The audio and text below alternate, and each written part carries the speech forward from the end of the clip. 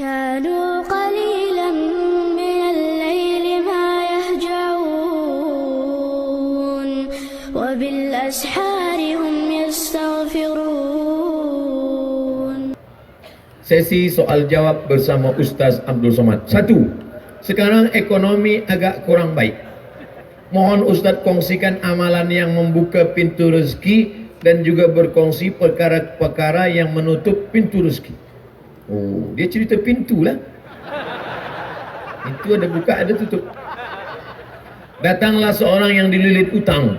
Ya Rasulullah, aku ni susah, dililit utang. Apa doa yang aku baca? Kata Nabi, minta perlindungan daripada 8. Allahumma inni a'udzubika minal hammi wal hazan wal ajzi wal kasal wal jubni wal bukhl wa dala'id daini wa ghalabatir rijal. Minta daripada 8. Allahumma inni a'udzubika minal hammi, selamatkan aku daripada susah hati, wal hazan, segala kesulitan dan kesulitan. Allahumma inni a'udzubika minal hammi wal hazan wal ajzi, lemah, wal kasal, malas, wal jubni, takut, wal bukhl, pelit, wa dala'id daini, dililit utang, wa ghalabatir rijal, dikuasai orang lain. Bila kita dah dililit utang, maka kita dikuasai orang lain, maka kita minta yang 8. Tapi jangan cuma baca doa saja, fahami maknanya. Ustaz, saya dah baca doa ni sebulan, kenapa hutang tak juga terbayar? Awak baca saja, ya, tak kerja. Orang yang berusaha tapi tidak berdoa sombong. Bekerja pagi petang siang malam, tak ada mau berdoa, sombong. Orang yang hanya berdoa tak mau bekerja, pesong. Oleh sebab itu dua-dua mesti kita buat.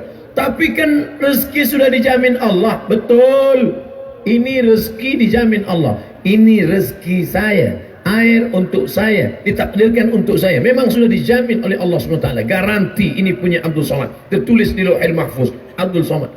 Tapi bila tak ada usaha nak buka tutup, nak masukkan dalam, boleh ke tengok aja masuk ke mulut? Mesti ada usaha.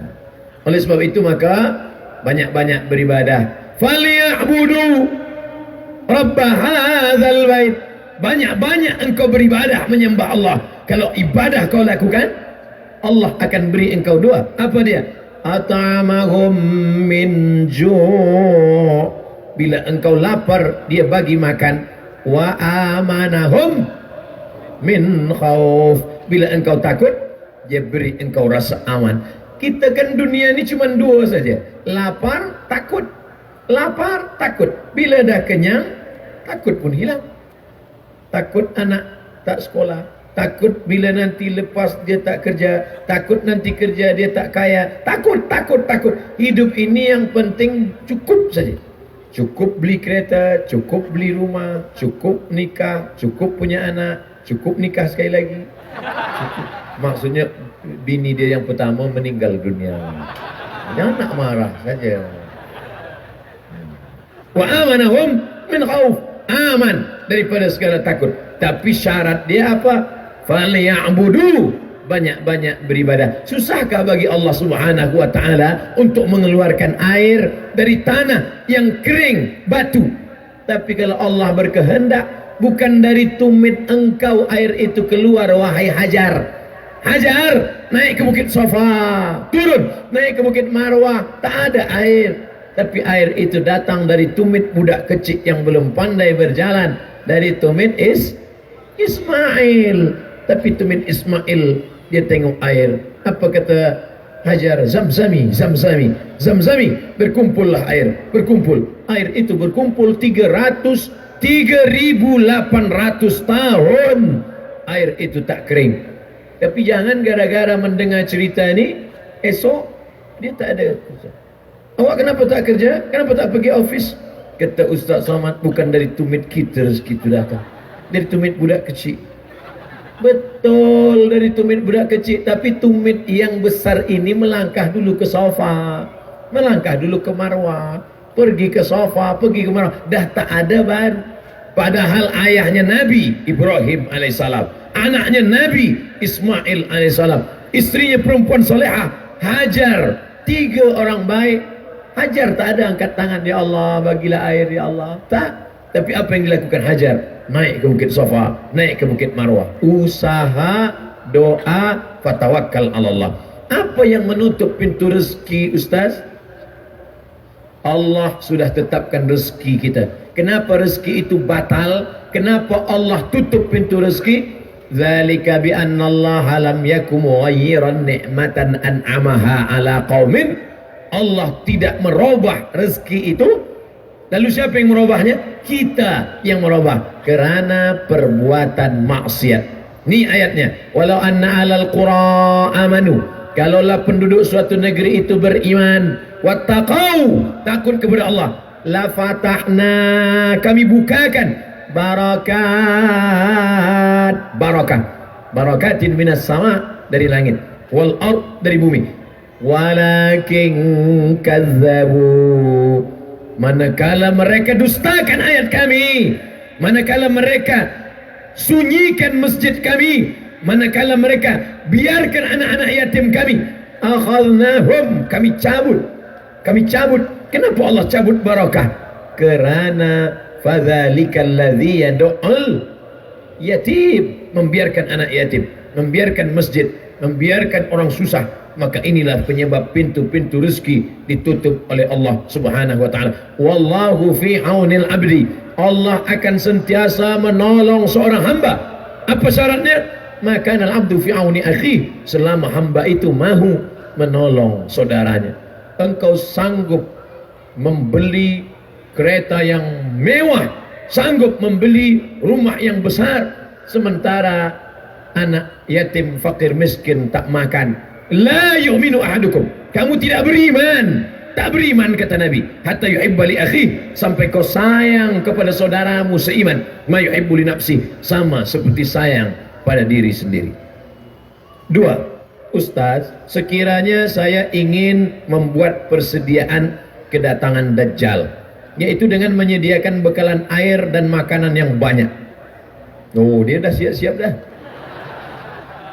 Bila Dajjal datang, saya dah siapkan ini rumah di bawah tanah, ada air, ada makanan. Adakah bekalan ini lenyap dan hilang apa Dajjal muncul? Dajjal boleh tunjuk langit, ya sama imtiri, turunkan hujan. Ya ardi umbuti, wahai tanaman tumbuhkan, tumbuh. Dajjal tunjuk pada mayit, orang mati, ya mayit qum, tegak, mayit tegak berdiri. Bila suruh langit hujan, suruh bumi tumbuh tanaman, suruh mayat tegak berdiri, susahkah bagi Dajjal untuk berkata, hai yang siapkan makanan bawah tanah, hilang. Makanan yang kau simpan hilang. Handphone bawah hilang. Hilang. Dajjal punya kerja. Sebab dia nak tunjuk kafir. Jadi yang perlu kita siapkan ini apa? 3. Yang pertama, selepas sembahyang, sebelum salam, selepas tasyahud, Allahumma inni a'udzubika min adzabi jahannam wa min adzabil qabri wa min fitnatil mahya wal mamat wa min syarri fitnatil masihid Dajjal. Yang kedua, hafaz 10 ayat pertama surah Al-Kahfi. Yang ketiga, baca surah Al-Kahfi malam Jumaat. Man qara'a surat Al-Kahfi, siapa yang membaca surah Al-Kahfi pagi Jumaat, siang Jumaat, petang Jumaat, malam Jumaat, sebelum tenggelam matahari hari Jumaat, adha'a lahu, Allah Ta'ala beri dia cahaya, nur minan nur, cahaya, ma bainal jumu'ataini, dari Jumaat ini hingga ke Jumaat ini, dari Jumaat ini hingga ke Jumaat ini. Kenapa hari Jumaat? Sebab hari Jumaat hari kiamat. Datang Dajjal hari ini, hari Sabtu, hari Ahad, dia baca hari Jumaat, Allah berikan dia cahaya hingga ke hari Jumaat, maka dia akan dipelihara Allah. Jumaat ini belum kiamat, Jumaat nanti kiamat, Dajjal datang, maka Allah akan jaga dia. Maka nanti minta tolong kepada ustaz, tuan guru, kita mengaji tafsir surah Al-Kahfi, supaya bukan hanya sekadar setakat membaca saja, tapi kita pahami maknanya, dan amal perbuatan kita membuat Dajjal takut dan terselamatkan. Mudah-mudahan kita, anak cucu kita selamat daripada fitnah Dajjal. Amin. 3. Mana yang lebih utama antara amanah dan rasa kasihan? Kita diamanahkan untuk menjaga satu institusi agama, membayar gaji pekerja. Ada di antara pekerja yang kurang komited dan gagal menunaikan tanggungjawab bekerja mengikut standar yang ditetapkan, walaupun diberi teguran dan nasihat berulang kali. Berapa kali? Hampir 10 tahun. Kalau ikut amanah, rasanya saya mesti buang pekerja ini. Tapi rasa kasihan, kerana nanti bagaimana dia nak menanggung anak, isteri, mana yang lebih utama Ustaz? Amanah atau kasihan? La takhunullah, jangan kamu khianati Allah. War Rasul, khianati Rasul. Wa takhunu amanatikum, kamu mengkhianati amanahmu. Wa antum ta'lamun, dan kamu tahu. Maka oleh sebab itu kita mesti ada punishment, ada hukuman. Bila kamu tidak laksanakan ini, maka akan potong 10%.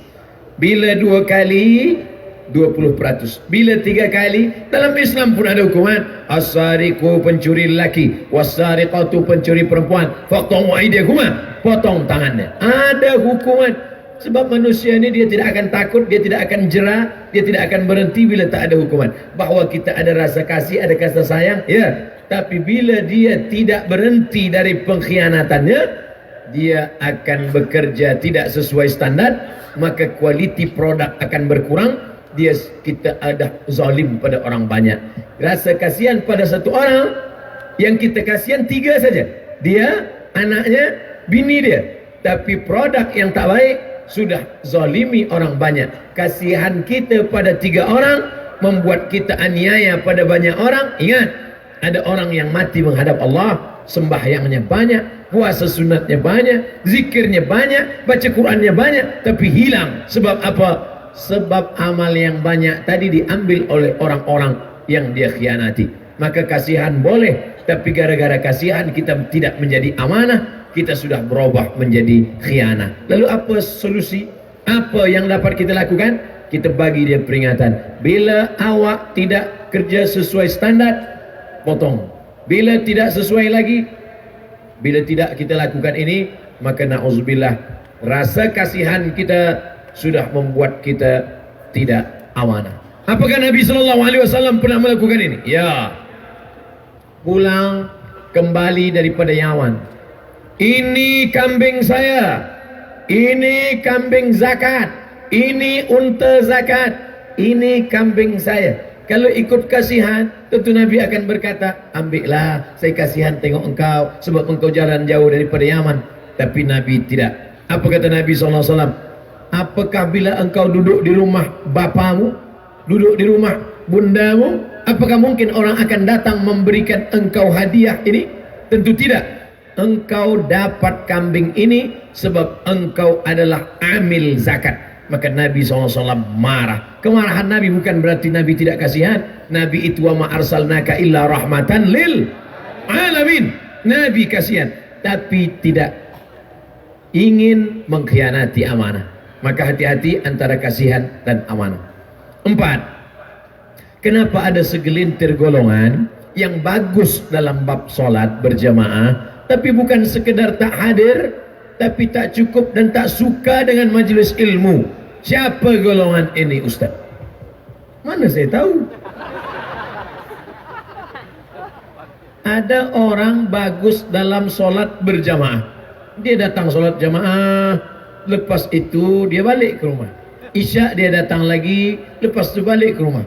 Bila ada orang mengaji, dia cakap, apalah mengaji-mengaji ni, cukup dengan solat jamaah. Kita mesti tanya, bila ada orang tak suka mengaji, yang salah tu bukan dia, tapi kita. Kenapa kita tak ajak dia? Kita tanya je, Tuan Haji, kenapa tak nak mengaji? Tak ada perlu mengaji. Awak belum lahir, saya dah sembahyang. Cuba saya dengar bacaan sembahyang Tuan Haji. Apa awak dengar? Saya nak belajar. Sebenarnya saya pun tak banyak hafaz.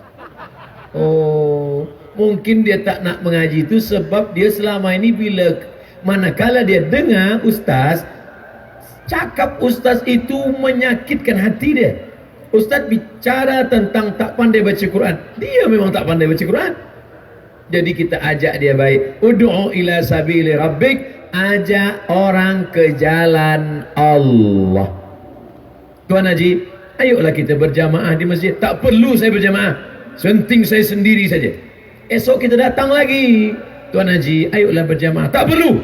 Yang penting saya sendiri saja. Tuan Haji, nanti bila Tuan Haji mati, kan tak boleh jalan sendiri ke kubur kan? Kami hantar kan? Bila tak datang nak ikut majlis kami, kami biarkanlah sampai busuk. Ya saya datang. Oleh sebab itu maka alaikum bil jamaah. Hendaklah dengan jamaah, dengan kata-kata yang lembut, bil hikmah wal mau'izatil hasanah, suri tauladan yang baik. Tapi ini orangnya keras, dia mesti berdebat. Pakai debat. Zakir Naik pun debat, Ahmad Dedat pun debat, Rahmatullah Al-Hindi pun debat. Tapi dengan cara apa?